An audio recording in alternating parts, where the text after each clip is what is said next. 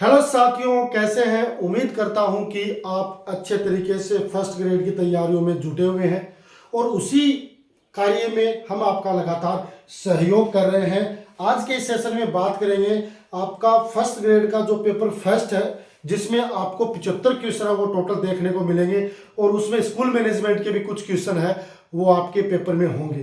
तो उन्हीं से रिलेटेड अपन आज के सेशन में बात करेंगे। जो भी साथी हमारे साथ पहली बार जुड़े हैं वो एक बार चैनल को सब्सक्राइब कर लें और जिन्होंने आज के सेशन को शेयर नहीं किया है वो एक बार शेयर कर दें, ताकि फटाफट आज का सेशन वो अपन स्टार्ट करें और कुछ महत्वपूर्ण क्वेश्चन जो आपके एग्जाम के लिए एक मील के पत्थर साबित होने वाले हैं उन पे आज के सेशन में बात करेंगे।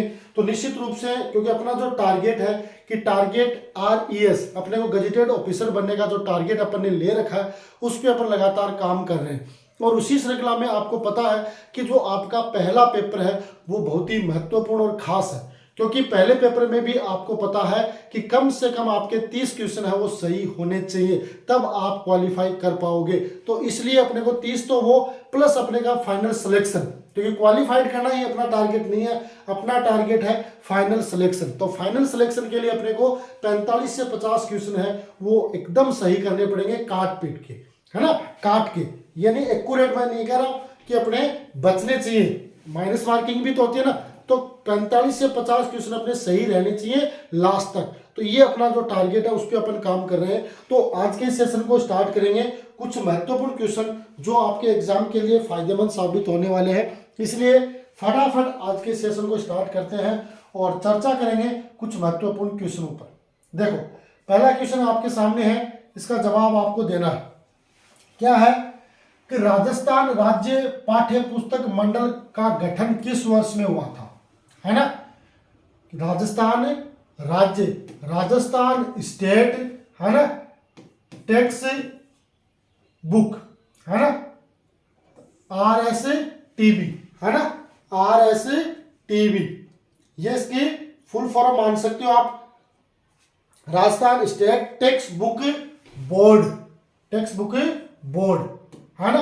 अब देखो, इसका अलग अलग है कि इसका पंजीकरण तो हुआ था जो सोसाइटी अधिनियम है, सोसाइटी अधिनियम 1958 को, है ना। और उसके बाद जो नोटिफिकेशन है वो नोटिफिकेशन आया था आपका दिसंबर लास्ट 1973 में, है ना, 1973 में। तो तारीख वो कौन सी थी आपकी, थी 29/12/1973।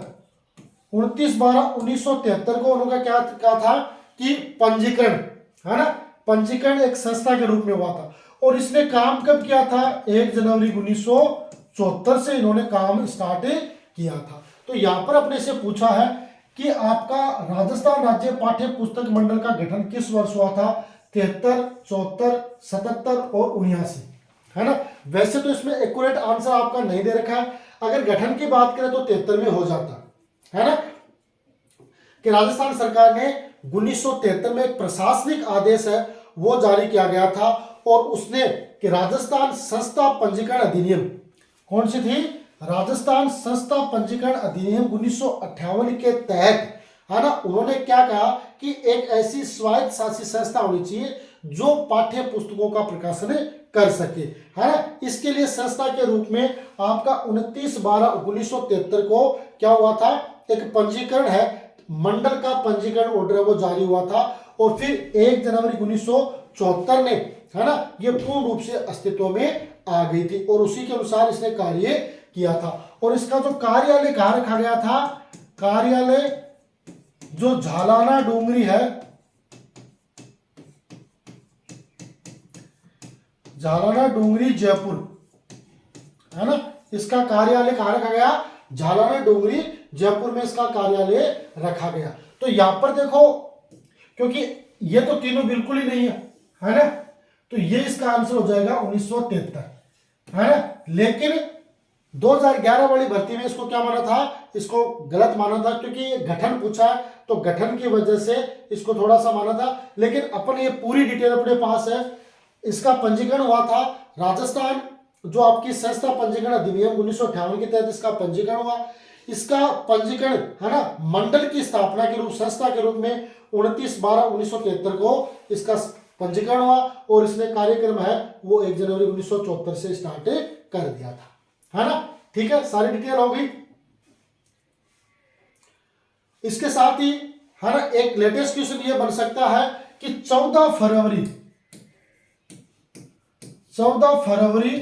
2024 से 14 फरवरी 2024 में ये घोषणा की गई थी, है ना, कि प्रत्येक 1 जनवरी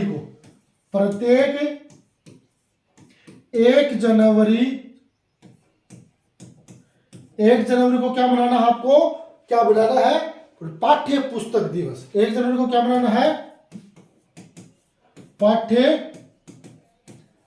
पुस्तक दिवस मनाना।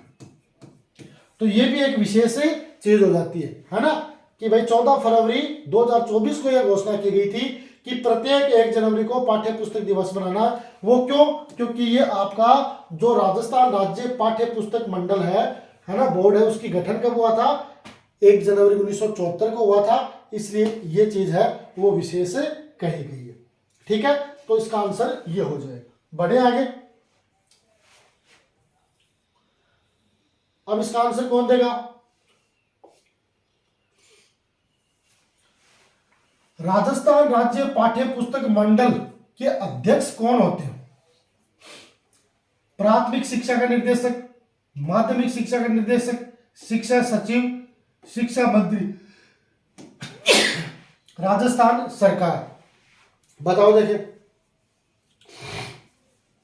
तो इसका जो अध्यक्ष है, अगर अध्यक्ष की बात करें, है ना, किसका, Rajasthan state text book board, इसके अध्यक्ष की बात करें तो वर्तमान जो भी शिक्षा मंत्री होता है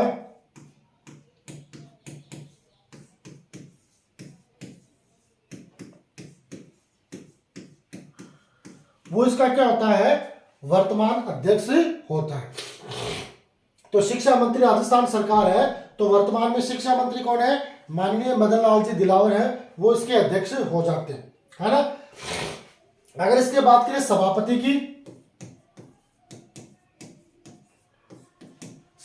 की बात करें तो सभापति स्कूल सचिव, यानी सचिव स्कूल होता है, सचिव स्कूल है वो इसका सभापति होता है ना।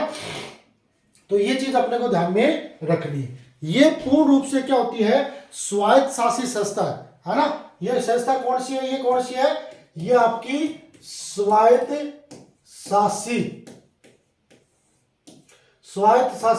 संस्था होगी, पूर्ण रूप से स्वायत्त शासी संस्था होगी, जो आपकी कक्षा 1 से लेकर 12 तक की जितनी भी कक्षाएं हैं उनकी पाठ्य पुस्तकों का मुद्रण का काम और वितरण का काम है वो करेगी। इसके प्रथम अध्यक्ष कौन रहेंगे, प्रथम अध्यक्ष किसके, RSTB के, है ना, Rajasthan state text book board. इसके प्रथम अध्यक्ष कौन थे, खेत सिंह। कौन थे, खेत सिंह, जो उस समय के शिक्षा मंत्री थे। जब इसकी स्थापना हुई थी 1974 में, उस समय खेत सिंह शिक्षा मंत्री थे, तो इसके अध्यक्ष कौन हो गए, खेत सिंह है वो इसके अध्यक्ष हो जाते हैं। ठीक है। अगर इसकी बात करें कि एक समिति बनी थी, कौन सी, श्याम, है ना, श्यामलाल, है ना, श्यामलाल समिति थी, जो IAS थे 1967 में श्री श्यामलाल जो IAS थे, उन्होंने इसकी कार्य प्रणाली को क्या बताया था, अनुपयुक्त बताया था।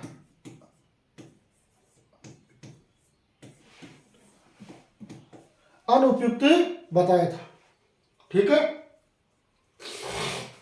तो इसका आंसर क्या हो जाएगा, डी है वो इसका आंसर हो जाएगा। बढ़े आगे।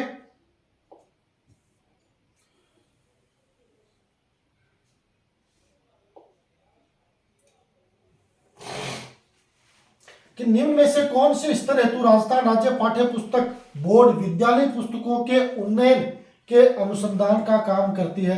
प्राथमिक और माध्यमिक स्तर, प्राथमिक और उच्च माध्यमिक स्तर, माध्यमिक स्तर, उच्च माध्यमिक स्तर, है ना। बताओ देखिए इसका आंसर। तो इसका आंसर है ना। वैसे तो जो आपकी RSTB है वो आपको पता कक्षा 1 से 8 और 9 से 12 कि जितनी भी जो पुस्तकें होती है उनके मुद्रण का और वितरण का काम करती है। उनकी जो मांग होती है उसके अनुसार उनका मुद्रण करती है और वितरण का काम करती है ना। तो पहले तो ये 1 से 8 तक की जितनी भी जो पुस्तकें होती है उनके मुद्रण और वितरण का काम करती थी। उसके बाद 27 दिसंबर 2010 से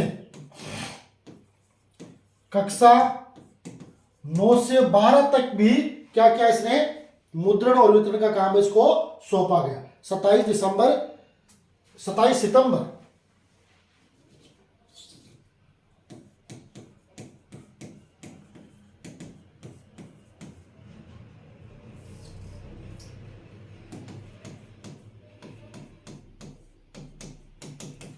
सितंबर 2010 से इसको ये काम है वो सौंपा गया। अब ये क्या करती है, कक्षा 1 से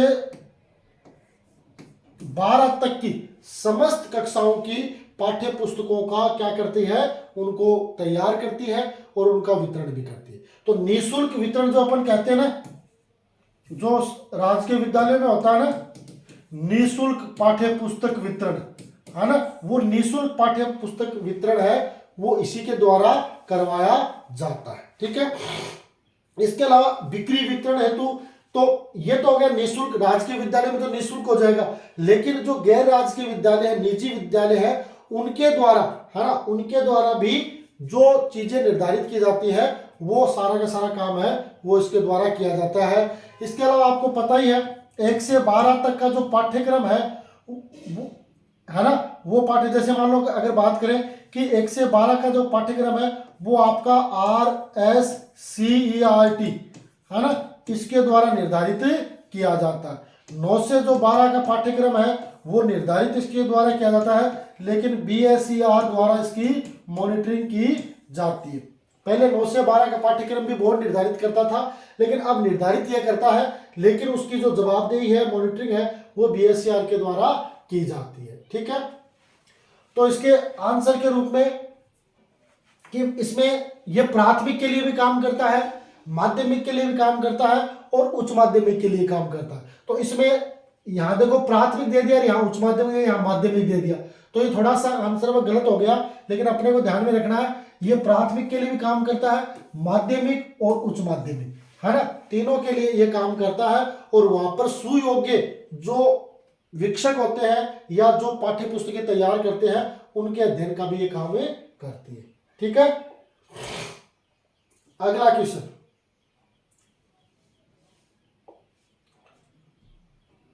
बताओ देखिए इसका आंसर क्या होगा। कौन सी कक्षाओं के पाठ्य पुस्तक के मुद्रण और वितरण का कार्य राजस्थान राज्य पाठ्य पुस्तक मंडल द्वारा किया जाता है। कक्षा 1 से 8, 1 से 12, 1 से 5 या 6 से 8। बताओ देखिए इसका सही आंसर क्या होने वाला है।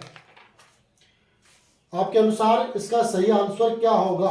कौन सी कक्षाओं के पाठ्य पुस्तक और मुद्रण और वितरण का काम है वो इसके द्वारा किया जाता, तो वो तो आपको पता ही है कि भाई इसके द्वारा किया जाता है ना। अगर अपन बात करें RSTB के कार्य,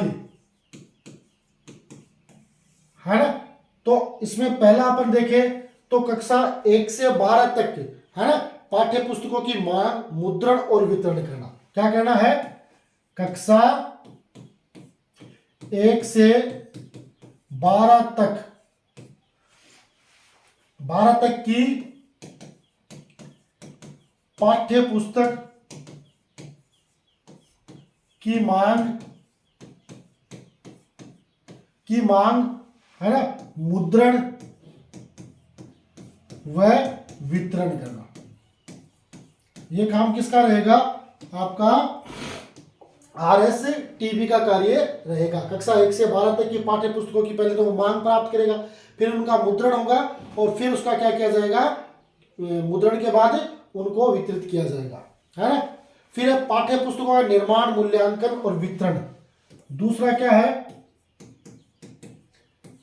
पाठ्य पुस्तकों का निर्माण, मुद्रण एवं वितरण। ये निजी क्षेत्र में जो विद्यालय प्राइवेट वाले हैं क्योंकि उनको भी तो बोर्ड का ही जो पाठ्यक्रम है, जो पुस्तकें है, उनको फॉलो करनी पड़ती है, तो वो चीज इसमें आएगी। फिर सुयोग्य लेखकों, समीक्षकों और चित्रकारों से अनुबंध। सुयोग्य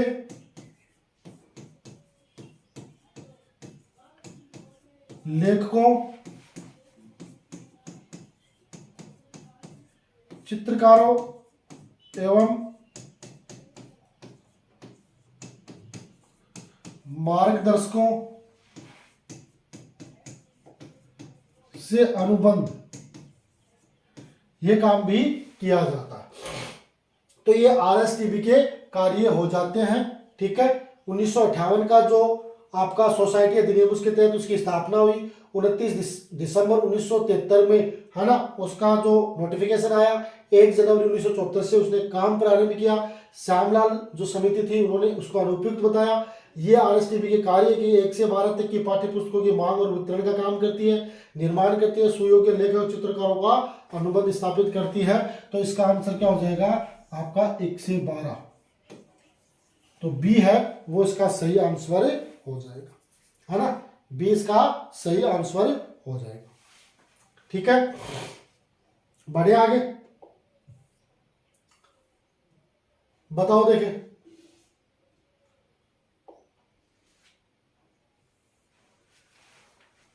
राजस्थान राज्य पाठ्य पुस्तक बोर्ड औपचारिक रूप से कब अस्तित्व में आया? 29 नवंबर 1973, 29 दिसंबर 1973, 1 जनवरी 1973, 1 जनवरी 1974, दोनों डेट दे रखी है ना। जिस दिन इसका नोटिफिकेशन जारी हुआ वो डेट भी दे रखी है और इसने काम प्रारंभ करना। तो इसका औपचारिक पूछ रहा, औपचारिक रूप से कब आया? औपचारिक रूप से 1 जनवरी 1974 को आया, तो डी इसका सही आंसर हो जाएगा, है ना। अब इसका डी आंसर हो गया 1 जनवरी 1974। अब इसमें जो संस्थाएं होती है वो 2 संस्थाएं काम करती हैं, एक तो शासी परिषद होती है और दूसरी निष्पादन समिति होती है ना। एक तो शासी परिषद होती है और दूसरी निष्पादन समिति होती है। ये 2 समितियां हैं वो इसमें काम करती है ना। 2 समितियां वो इसमें काम करती है। अब इनका इसमें कितने होते हैं? शासी परिषद में टोटल 12 सदस्य होते हैं, है ना। 10 + 2, है ना। 12 शासी परिषद में कितने सदस्य होते हैं? 12 सदस्य होते हैं, 10 + 2, है ना। इसमें ये जो 10 होते हैं ना, ये तो होते हैं पदेन सदस्य, है ना, और ये 2 होते हैं ये मनोनीत होते हैं। तो जो पदेन सदस्य है इनका तो किसी प्रकार का कोई कार्यकाल नहीं होता है, लेकिन जो मनोनीत सदस्य होते हैं उनका 3 वर्ष का कार्यकाल होता है। क्या होता है? 3 वर्ष का कार्यकाल होता, कौन से का? मनोनीत का। अब इसमें जो अध्यक्ष है वो कौन होता है? अध्यक्ष कौन होगा? अध्यक्ष होगा आपका शिक्षा मंत्री, है ना। जो आपके 10 पदेन जो सदस्य होंगे ना उनमें अध्यक्ष होगा आपका शिक्षा मंत्री, जो आपके राजस्थान सरकार के रहेंगे। उपाध्यक्ष कौन होगा? उपाध्यक्ष कौन होगा? शासन सचिव, या यूं कहिए स्कूल शिक्षा का जो सचिव होगा, शासन सचिव स्कूली शिक्षा, है ना। तो ये इसका कौन होगा? क्या होगा? उपाध्यक्ष माना जाएगा। इसके अलावा इसमें टोटल 10 सदस्य होते हैं जो पदेन होते हैं, जिनका कार्यकाल नहीं होता है। जो उनका ट्रांसफर होता है और उसके लिए कोई दूसरा आता है तो वो उसकी जगह ले लेता है ना। अध्यक्ष वो शिक्षा मंत्री होते हैं, उपाध्यक्ष वो शासन सचिव शिक्षा स्कूल के होते हैं, है ना। 2 जो मनोनीत सदस्य होते हैं उनमें एक तो होता है आपका शिक्षाविद और एक होता है जो आपके पाठ्य पुस्तक जो मंडल है उसका कोई सदस्य है या उसका जो विषय विशेषज्ञ है उसको नियुक्त किया जाता है ना। तो ये शासी परिषद में 12 सदस्य होते हैं, ये अपने को ध्यान में रखना। कार्यकाल जो मनोनीत होते हैं उनका 3 वर्ष होता है, इनका कोई कार्यकाल नहीं होता। अध्यक्ष वो शिक्षा मंत्री, उपाध्यक्ष वो शासन सचिव स्कूली शिक्षा होता है। ठीक है, इनका मुख्य कार्य है कि भाई प्रशासनिक जो एक्टिविटीज है, प्रशासनिक, वित्तीय और शैक्षणिक विकास से संबंधित नीतियों और योजनाओं का निर्धारण करना और उनको क्रियान्वित करने के लिए प्रयास करना, ये इसका मुख्य काम है। ठीक है, दूसरी आती है आपकी निष्पादन।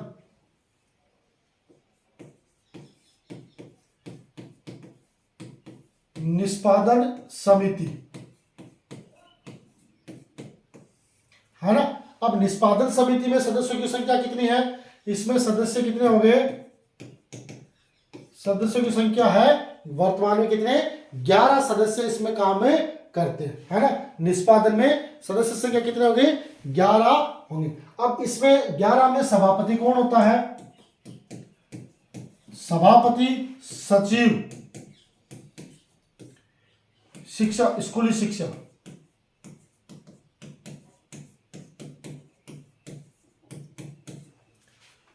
सभापति कौन हो जाएगा? जो इसका चेयरमैन है वो सभापति हो जाएगा। स्कूली शिक्षा का जो शासन सचिव होता है वो इसका हो जाएगा। ठीक है, कुल मिलाकर इसमें 11 सदस्य हैं, वो काम में करते हैं, जिसमें नियमावली वगैरह उन पे सब पे काम में किया जाता है। तो इसका आंसर हो जाएगा आपका 1 जनवरी 1974। ठीक है, बढ़े आगे।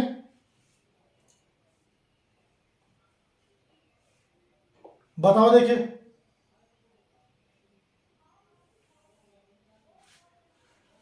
राजस्थान सरकार द्वारा किस वर्ष में राजस्थान स्टेट ओपन स्कूल की स्थापना की गई थी? Rajasthan state open school, Rajasthan state open school की स्थापना की गई थी 1994, 2004, 2005, 1995। उससे पहले अपन थोड़ा सा ये देख लेते हैं कि आपका जो RSTB Rajasthan state text book है उसका संगठनात्मक ढांचा,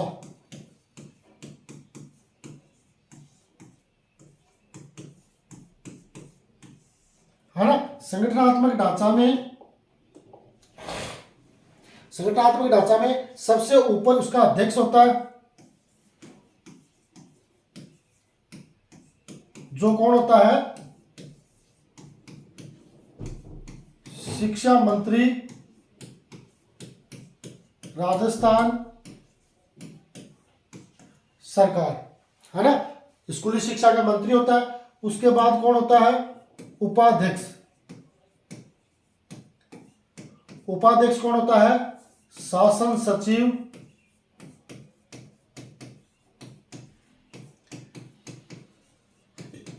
स्कूली शिक्षा।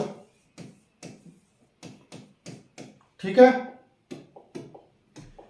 उसके बाद कौन होता है? इसको शासन सचिव के बाद, है ना, ये शासन सचिव हो जाएगा, उपाध्यक्ष। फिर होता है सचिव,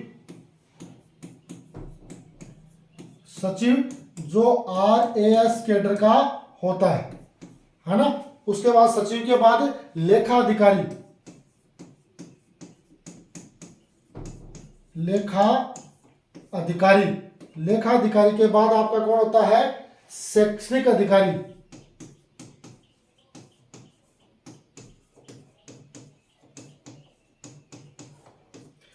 और शैक्षणिक अधिकारी के बाद कौन होता है आपका? तकनीकी अधिकारी,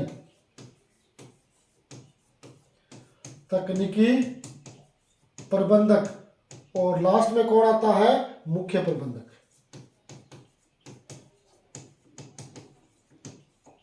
तो इस तरीके से ये इसका संगठनात्मक ढांचा। अब है राजस्थान स्टेट ओपन स्कूल, है ना। राजस्थान स्टेट ओपन स्कूल, इसका जो उद्देश्य ये है कि हर बच्चे तक, है ना, सुलभ शिक्षा है वो उपलब्ध करवाई जाए, उसके लिए ये काम करती है ना। हर बच्चे के पास है वो स्कूली शिक्षा है वो सुलभ तरीके से स्थापित की जाए, है ना। तो इसमें देखो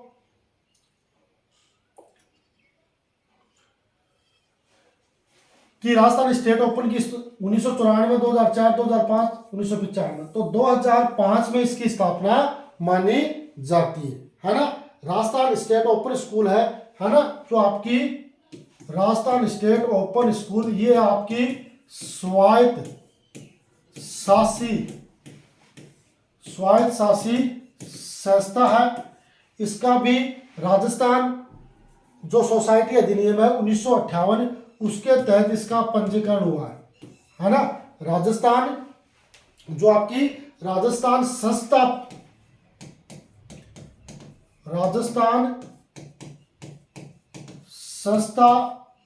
पंजीकरण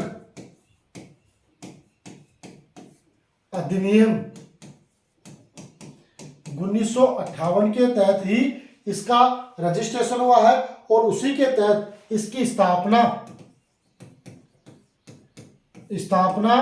आपकी 21 मार्च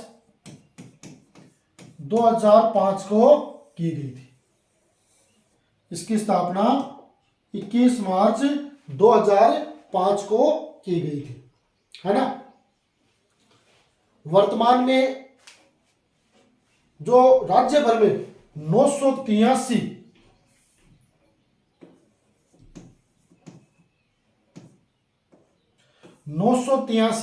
जो आपके संदर्भ के अंदर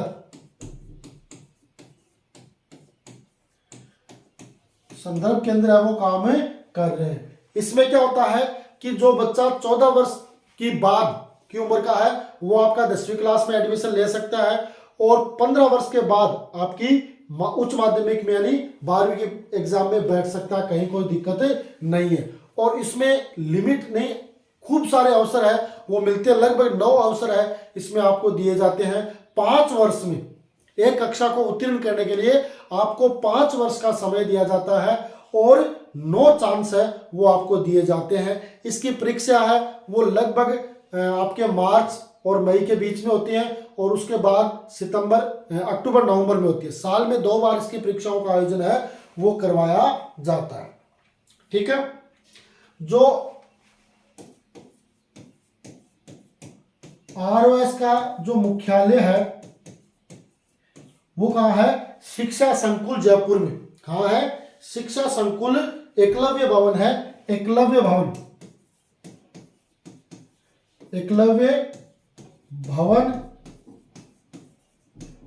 शिक्षा संकुल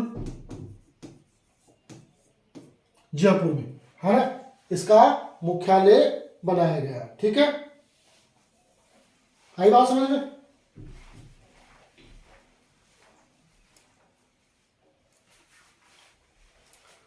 कहा बनाया गया है? एकलव्य भवन जयपुर जो शिक्षा संकुल में है वहां इसका मुख्यालय बनाया गया।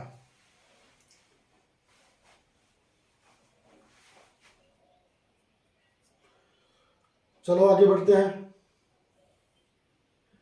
बताओ देखिए इसका आंसर। राजस्थान राज्य ओपन स्कूल 5 वर्ष की अवधि में एक अभ्यर्थी को अपनी परीक्षा को उत्तीर्ण करने के कितने अवसर प्रदान करती है? 5, 6, 7, 9।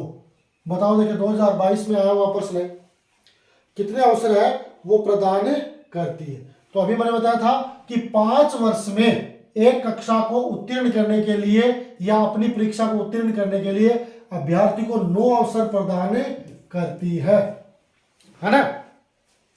राजस्थान स्टेट ओपन स्कूल की जो वैधता है वो 5 वर्ष की होती है और इस दौरान माध्यमिक और उच्च माध्यमिक परीक्षा को उत्तीर्ण करने के लिए वो आपको 9 अवसर है वो प्रदान करती है।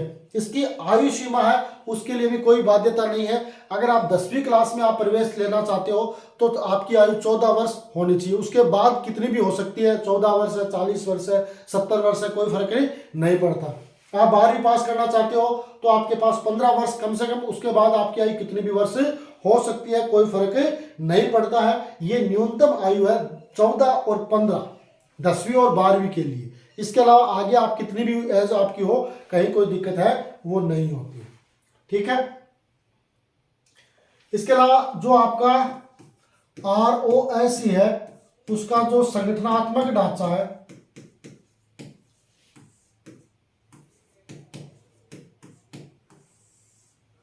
इसमें भी कुछ कुछ मिलाकर आपका जो निःशुल्क पाठ्य पुस्तक बोर्ड है उसके जैसा ही इसमें भी है ना। इसमें भी वही है, आपका कौन होता है, अध्यक्ष, तो वो कौन है, शिक्षा मंत्री। शिक्षा मंत्री राजस्थान सरकार।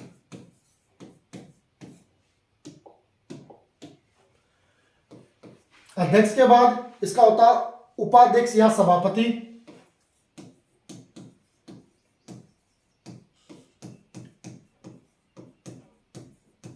उपाध्यक्ष या सभापति तो वही होता है शासन सचिव, है ना, स्कूली शिक्षा।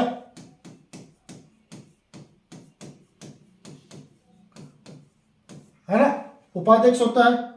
फिर उपाध्यक्ष के बाद इसमें कौन होता है, निदेशक। निदेशक होता है, निदेशक जो किस कैडर का होता है, RAS कैडर का होता है ना, प्रशासनिक, है ना, राजस्थान प्रशासनिक सेवा से रिलेटेड, है ना।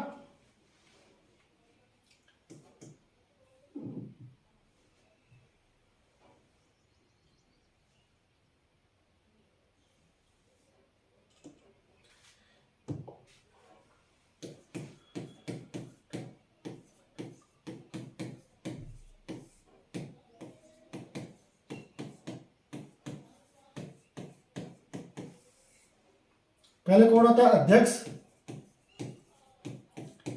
शिक्षा मंत्री, फिर होता है उपाध्यक्ष या सभापति, वो होता है शासन सचिव। उसके बाद निदेशक,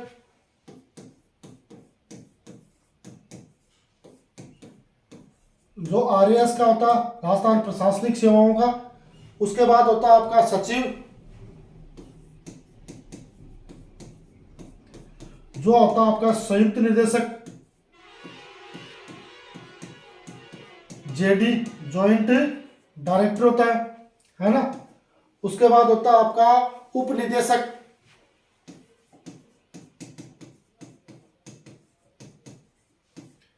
जो किसके समकक्ष होता है, जिला शिक्षा अधिकारी के समकक्ष।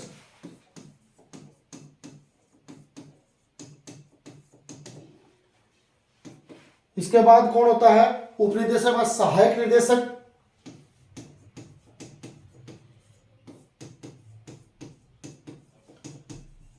सहायक निदेशक जो स्कूल प्राचार्य के समकक्ष होता है।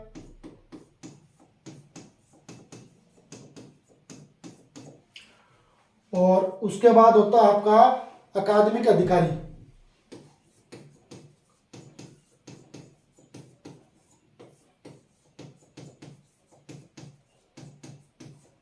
जो स्कूल व्याख्याता के समकक्ष होता है। ठीक है, तो इसमें आपको 5 वर्ष में कितने अवसर मिलेंगे, 9 मिलेंगे। तो डी इसका सही आंसर हो जाएगा। ठीक है, बढ़े आगे, अगला क्वेश्चन।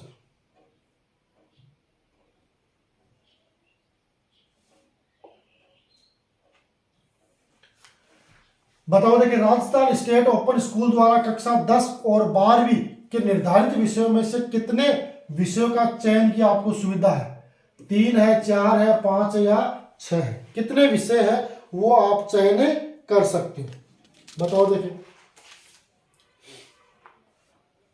आपकी जो माध्यमिक है उसमें 17 विषय आपके पास उपलब्ध है, और जो उच्च माध्यमिक है उसमें आप में 27 विषय उपलब्ध है। इसमें से आप कितने विषय है वो चयन कर सकते हो।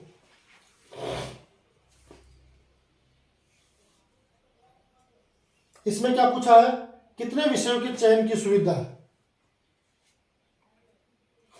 तो देखो, 3, 4, 5, 6, तो इसमें 7 तो है नहीं, तो 5 है, तो सी इसका आंसर हो जाएगा। न्यूनतम है न्यूनतम आप 5 विषय का चयन कर सकते हो और अधिकतम है आप 7 विषयों का चयन कर सकते हो, है ना। 5 वर्ष में आपको 9 चांस मिलेंगे पास होने के। उनमें आप माध्यमिक में आपके पास 17 विषय उपलब्ध है, उसमें न्यूनतम 5 या अधिकतम 7 सिलेक्ट कर सकते हो। उच्च माध्यमिक में आपके पास 27 सब्जेक्ट उपलब्ध है, उसमें आप न्यूनतम 5 और अधिकतम आप 7 है वो उनका चयन आप कर सकते हो, है ना। तो ये आपकी जो राजस्थान स्टेट ओपन स्कूल है जिसमें घर बैठे आप क्लास 10 और 12 उत्तीर्ण कर सकते हो, उनके लिए जो न्यूनतम आयु है 10वीं के लिए 14 वर्ष और 12वीं के लिए 15 वर्ष वो निर्धारित की गई है। तो इसके आधार पर आप है वो फॉर्म भर सकते हो। हर साल 2 बार इसका जो सेशन है वो आयोजित होता है, उसके अनुसार आप क्या कर सकते हो, एग्जाम में बैठ सकते हो, है ना। एक होता है आपका मार्च से मई और दूसरा होता है आपका अक्टूबर नवंबर में, है ना। तो ये अवसर आपको दिए जाते हैं, उसके आधार पर आप ये एग्जाम उत्तीर्ण कर सकते हो। ठीक है साथियों, तो ये था आज का एक और छोटा सा शानदार जानदार सेशन जो मैंने आपके साथ शेयर किया है। निश्चित रूप से आज का सेशन है वो आपके लिए बड़ा ही महत्वपूर्ण रहा होगा, ऐसे मैं आशा विश्वास करता हूँ। अगर आपको भी ऐसा लगता है तो जरूर इस सेशन को शेयर करें, चैनल को सब्सक्राइब करें और जुड़े रहे हमारे साथ एग्जाम तक। निश्चित रूप से आपको एग्जाम में फायदा होगा। इसी आशा विश्वास के साथ आज के सेशन में इतना ही। मिलेंगे अगले सेशन में, तब तक के लिए गुड बाय।